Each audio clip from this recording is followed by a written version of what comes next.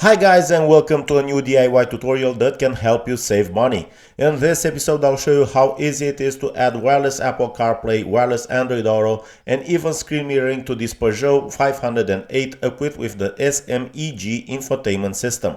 The product that makes this possible is also compatible with many Peugeot and Citroen models equipped with SMEG, MRN, or NAC media units. This upgrade gives you access to your favorite navigation apps, lets you enjoy your favorite music and podcasts, and finally gets rid of that annoying phone holder stuck to your windshield or air vents.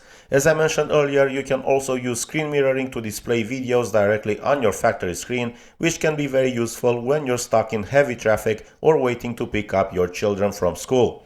The best part is that this product is very affordable, the installation is incredibly simple if you follow this tutorial, and it fully retains the original sound quality, steering wheel controls, and all the factory features of your infotainment system. So enough talking, let's get started.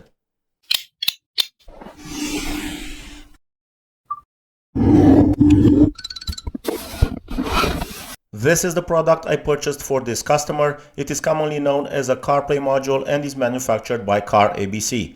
I almost always use these modules because they offer excellent performance, proven reliability, and prices are extremely competitive, including free worldwide shipping.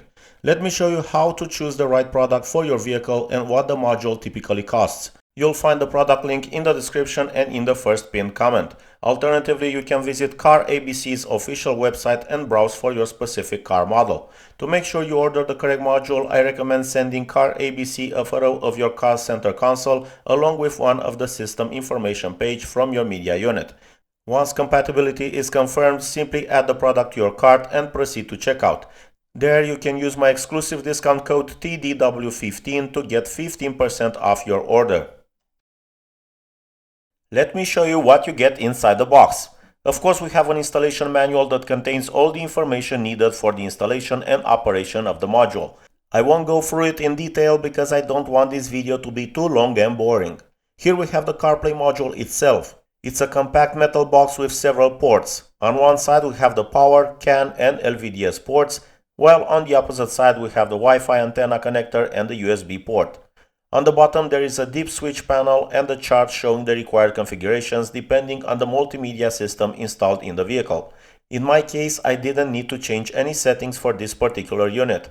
This is the LVDS cable. It features 3 connectors that create a bypass, allowing the Linux-based operating system of the module to be displayed instead of the original menu with a simple long press of a button. Every cable is clearly labeled, making it virtually impossible to connect anything incorrectly. This is the Wi-Fi antenna, which needs to be attached to a non-metallic surface. This is the main wiring harness. We have 2 quad-lock connectors that connect to the original unit and 2 additional connectors that plug into the module. It's actually very straightforward. We also get this USB harness. It allows you to play audio and video files directly from a USB drive, but it can also be used for wired CarPlay if you want to use CarPlay while charging your phone at the same time. This harness also includes a jack input for an external microphone, although this is only necessary if the factory microphone is not functioning properly. Otherwise, you can continue using the original microphone of the car, which provides excellent call quality.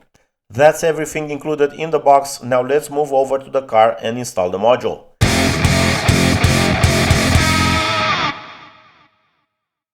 First, you need to remove these covers. Behind them you'll find 2 screws. Simply press on one end of the cover and pull it out. It's a very DIY-friendly design from Peugeot. These are the 2 T20 screws that need to be removed. Don't waste time trying to completely remove the screws. It appears that the openings are not large enough for them to come out entirely, which is actually a good thing because it reduces the risk of losing them. Next, use a plastic trim removal tool to remove this control panel that contains the multimedia and climate control buttons. It comes off incredibly easily. I think this is one of the easiest multimedia unit removal I've ever done. I removed the key from the ignition because we're about to disconnect several connectors. Now remove the control panel to access the connector at the back. To disconnect it, press this locking tab with one finger while pulling the connector out. This is the locking tab I mentioned earlier. I'll now remove the 4 screws securing the multimedia unit and the CD-ROM unit. After that, I pulled the multimedia unit forward slightly to create some space and then removed the CD-ROM unit. The CD-ROM unit has a single blue connector. It features a locking tab that must be pressed before lowering the black locking lever into the horizontal position to release the connector. I then moved on to the multimedia unit, starting with the quad lock connector. It also has a locking tab on the bottom that needs to be pressed before lifting the lever to release the connector from the unit. Here you can see the quad lock locking mechanism. Press this tab and lift the lever. To remove the LVDS connector, simply press the small locking tab and pull the connector out. Here is the tab in question. This connector also features a white locking tab that must be pressed. The other three connectors at the bottom use the same locking system.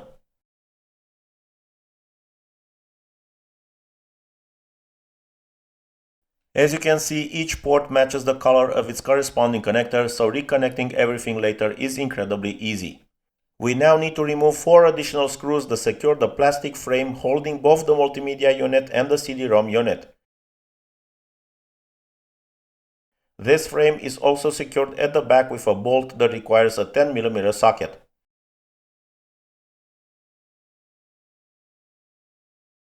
This is the frame and that bolt secures it at the rear. I then connected all the module connectors first so you can better understand where everything goes. I started with the 2 white connectors from the main wiring harness. Next, I connected the LVDS adapter and plugged the connector labeled LVDS into the module. The Wi-Fi antenna simply connects to its dedicated port. I also connected the USB cable, and with that all the module connections were complete. The quad lock and LVDS connectors are male-female connectors, making it very easy to identify which connector plugs into the factory wiring. Lift the locking lever, connect the 2 connectors together, and then lower the lever to lock them in place. The remaining aftermarket connector will of course connect to the original multimedia unit. This dark gray connector is the factory LVDS cable. As you can see, it comes from the original screen located above, so this is where we need to connect the matching LVDS adapter connector from the module. I therefore took the light blue connector labeled LVDS screen and connected it to the original dark gray LVDS connector. The remaining light blue connector will be connected to the multimedia unit later on. I found a great location for the USB port next to the steering column. To access it, I removed the plastic trim panel underneath the steering wheel, which came off very easily. I then routed the cable through the dashboard and positioned the USB port right next to the steering column. If you wish, you can secure it in place using strong double-sided tape. To make sure the module wouldn't create any noise or rattles underneath the multimedia unit frame, I decided to place a piece of felt underneath it. Not only will this prevent vibrations, but it will also allow better heat dissipation during those hot summer days. This is the final position of the module. It sits directly underneath the media unit frame, which means it will be held very securely in place. The most challenging part of the installation will probably be routing all the cables in such a way that they don't interfere with reinstalling the frame. Try not to leave any cables trapped underneath the frame, because otherwise you'll have to remove everything again. The easiest way to double check your work is to inspect the ports at the back of both multimedia unit and the CD-ROM unit to make sure no connector has been forgotten. I secured the frame using the rear bolt and attached the Wi-Fi antenna to this flat surface as far back as possible so it wouldn't interfere with reinstalling the multimedia unit.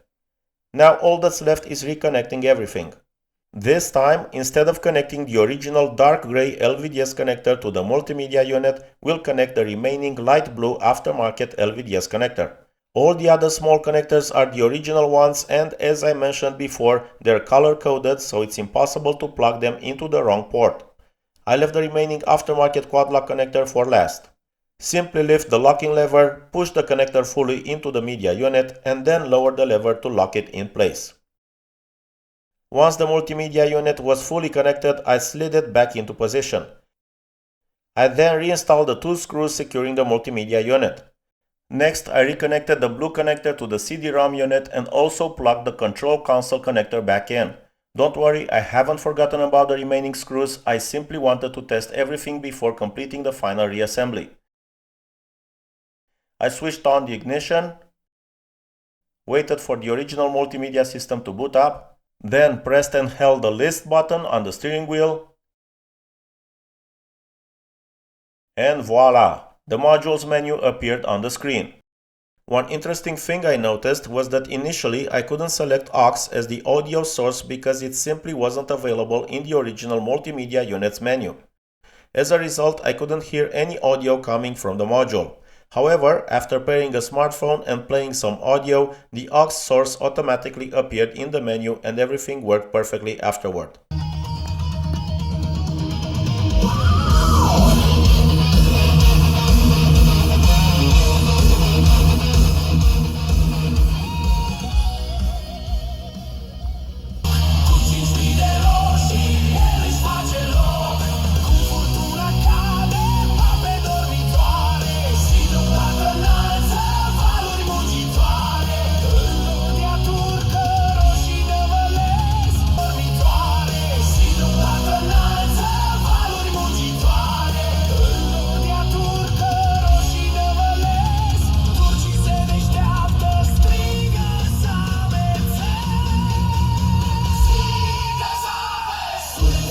All set, let's go.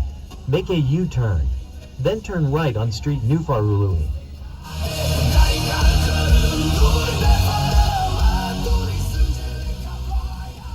I also tested media playback from a USB flash drive and everything worked very quickly. That said, now that the owner has Wireless CarPlay and Android Auto, I'm not sure how often this feature will actually be used. Unfortunately, I didn't have any video files on my flash drive to test video playback, but I'll show you something much cooler a little later, the screen mirroring feature.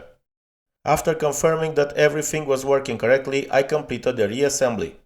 I have to say that cable management was probably the most difficult part of the installation, but even that only took me around 10 minutes. And considering this was the first Peugeot module I've ever installed, I'm confident that even a complete beginner can handle this installation without any issues. Now let me show you the Android mirroring function.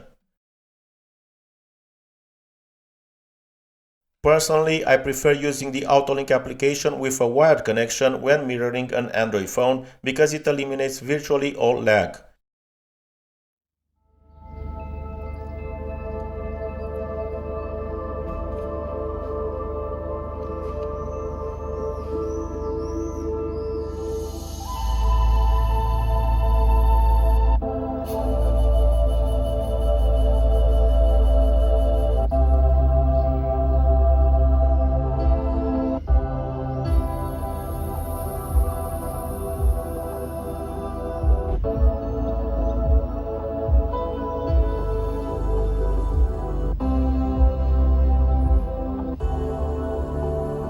Now let's move on to CarPlay.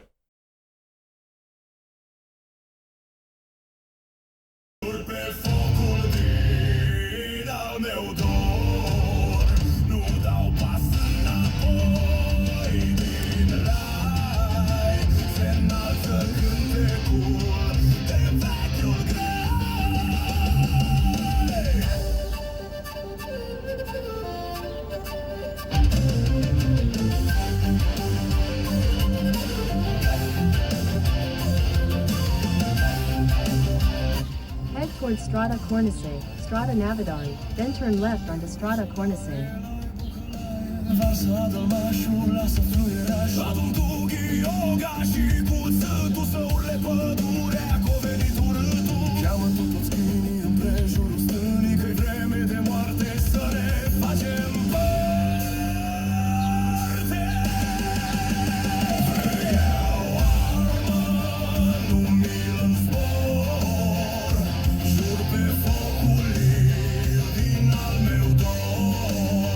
Hey Siri, drive to Berlin. Getting driving directions to Berlin using Google Maps.